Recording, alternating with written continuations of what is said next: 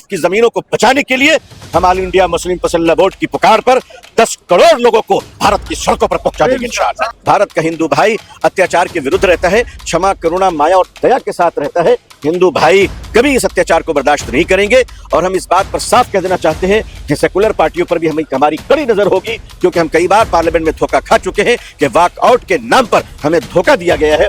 वक्फ bill, अगर ये काला कानून बदकिस्मती से पार्लियामेंट में आया और किसी ने वॉकआउट किया तो आइंदा इलेक्शन में हम भी उन सबका वॉकआउट कर जाएंगे। अगर कल को लाखों लोगों को सड़कों पर उतरना पड़े तो हम उतरेंगे, जेलों को भरना पड़े, जेल में जगह कम पड़ जाएंगे, लेकिन हम जेल भरो आंदोलन भी चलाएंगे, और धरने पे बैठना पड़े तो धरने पे बैठेंगे।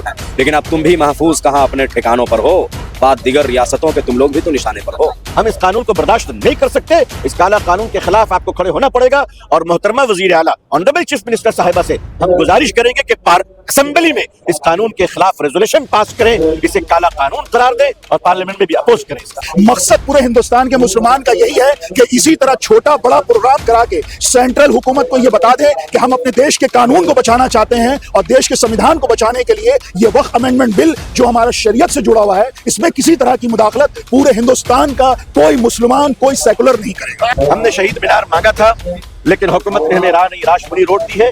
हमें इस पर अफसोस है कि हुकूमत को आखिर हमसे क्या खौफ है।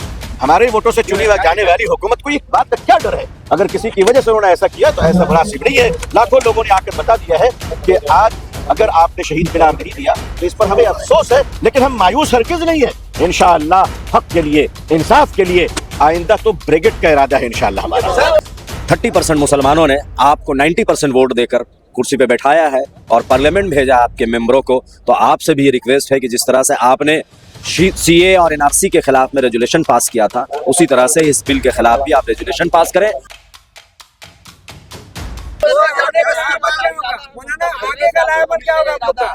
देखिए, अगर हम चीफ मिनिस्टर साहिबा से नहीं मिलेंगे तो किन से मिलेंगे? यकीनन हम उनसे गुजारिश करते हैं कि वो जल्द से जल्द हमें वक्त दे और ऑल इंडिया मुस्लिम पसल्ला बोर्ड के एक मुवक्किर वफ्द उनसे मिले और उनको वक्फ के काला कानूनों के बारे में समझाए और उनको बताए। और यकीनन मुअज़्ज़ज़ वज़ीर आला साहिबा, ऑनरेबल चीफ मिनिस्टर जनाब मोहतरमा ममता बनर्जी साहिबा को हमारी सबकी बातें सुननी चाहिए और सुनकर इस पर फैसला लेना चाहिए। और साथ ही साथ हम पार्लियामेंट में भी देखेंगे कि कौन एमपी वॉकआउट कर रहा है। ये जो पुरानी हम सब, आप चाहते सब कुछ खोल दें अभी? सर 2010 के बाद से जब से बीजेपी हुकूमत आई है, सिर्फ और सिर्फ मुसलमानों को परेशान करी, आखिर क्यों? 2014 से इसलिए कि उनके पास काम करने के लिए कुछ भी नहीं है, तो वो मुसलमानों को सताकर हिंदू भाइयों को समझते कि खुश हो जाएंगे। भारत का हिंदू भाई अत्याचार के विरुद्ध रहता है, क्षमा, करुणा, माया और दया के साथ रहता है। हिंदू भाई कभी इस अत्याचार को बर्दाश्त नहीं करेंगे और हम इस बात पर साफ कह देना चाहते हैं कि सेकुलर पार्टियों पर भी हमारी कड़ी नजर होगी, क्योंकि हम कई बार पार्लियामेंट में धोखा खा चुके हैं कि वॉकआउट के नाम पर हमें धोखा दिया गया है। वक्फ बिल, अगर ये काला कानून बदकिस्मती से पार्लियामेंट में आया और किसी ने वॉकआउट किया तो आइंदा इलेक्शन में हम भी उन सबका वॉकआउट कर जाएंगे।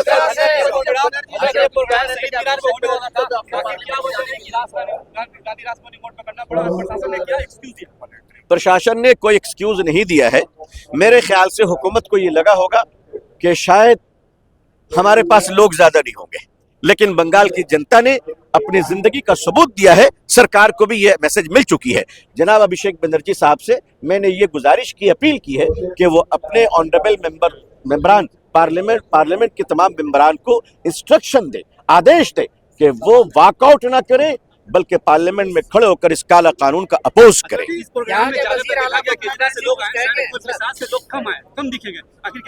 शहर के लोगों की तादाद कम देखने को मिली है क्या? नहीं, ऐसी बात नहीं। 10 सितंबर से लेकर शायद कोई ऐसा हफ्ता हो कि कलकत्ते में प्रोग्राम न हो रहा हो, उसमें कलकत्ते के लोग जमा हो रहे थे, हम बंगाल के लोगों को जमा नहीं कर पा रहे थे। इसलिए हमारी ये कोशिश हुई, अल्हम्दुलिल्लाह आप सबके ताउन से। हम अल्लाह के शुक्रगुजार है कि उसने आज हम पर रहम फरमाया और बंगाल का कोई गांव ऐसा नहीं है जिस गांव से आदमी ना आए हो। 400 से ज्यादा बसें आई हैं और कई लाख लोग यहाँ तशरीफ लाए। कुछ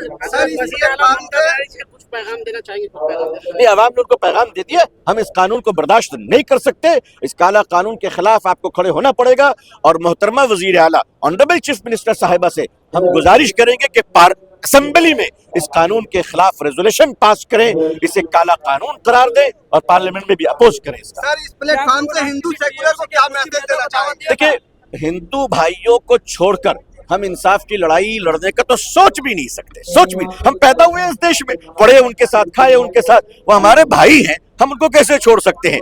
हाँ, 47 में मुल्क का बंटवारा हुआ था बदकिस्मती से। अब ये कुछ सरकार और कुछ ताकतें चाहती कि दिलों का बंटवारा हो जाए। हम दिलों का बंटवारा होने नहीं देंगे। मौलाना आजाद ने 1923 में कहा था कि कुतुब मीनार में अगर कोई फरिश्ता आकर कहे कि आजाद तुम्हें मुल्क का स्वराज और आजादी कल मिल जाएगी अगर तुम हिंदू मुस्लिम की एकता की बात मत करो, तो उन्होंने कहा था आजादी छोड़ दूंगा, एकता नहीं छोड़ूंगा। मैं भी यही कहना चाहता हूं कि हम एकता को कभी नुकसान पहुंचने नहीं देंगे इंशाअल्लाह। तो हम ये भी समझ ले हुकूमत कि हम हर तरह से तैयार हैं। अगर कल को लाखों लोगों को सड़कों पर उतरना पड़े तो हम उतरेंगे। जेलों को भरना पड़े, जेल में जगह कम पड़ जाएंगे, लेकिन हम जेल भरो आंदोलन भी चलाएंगे। और धरने पे बैठना पड़े तो धरने पे बैठेंगे।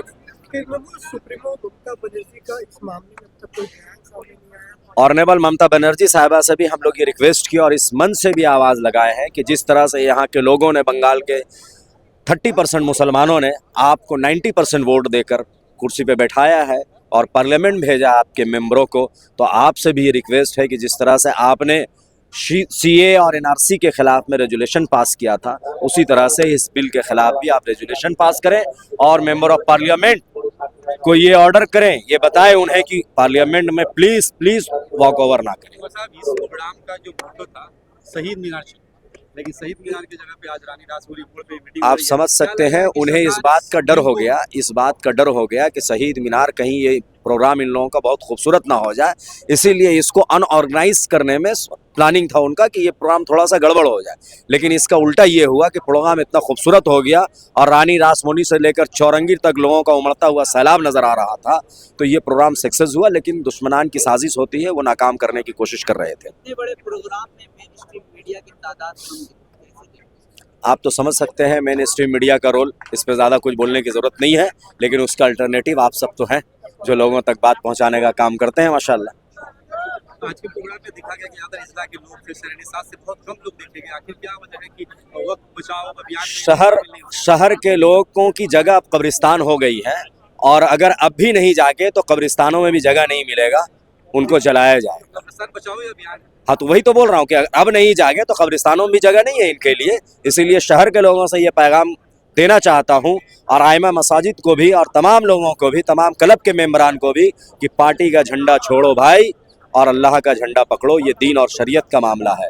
अगर अपने नस्लों की हिफाजत चाहते हो तो हर मुहिम में शरीक हो और अपने कारोबार से और दिगर मसरूफियत से, बिजी शेड्यूल से, समझते हैं शहर के लोग बहुत बिजी हैं, एयर कंडीशन में बैठने वाले लोग हैं, लेकिन अब तुम भी महफूज कहाँ अपने ठिकानों पर हो, बात दिगर रियासतों के तुम लोग भी तो निशाने पर हो।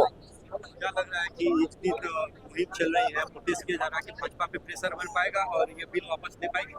उम्मीद तो करते हैं कि भाजपा को घुटने टेकने पड़ेंगे, और देखा आपने एनआरसी, सीए और फिर किसान आंदोलन देखा आपने। इंशाल्लाह हम भी किसान आंदोलन से ज्यादा मजबूत आंदोलन चलाएंगे इंशाल्लाह, हम लोग तैयार हैं। प्रोग्राम सिर्फ कलकत्ते नहीं पूरे मगरबी बंगाल में चल रहा था।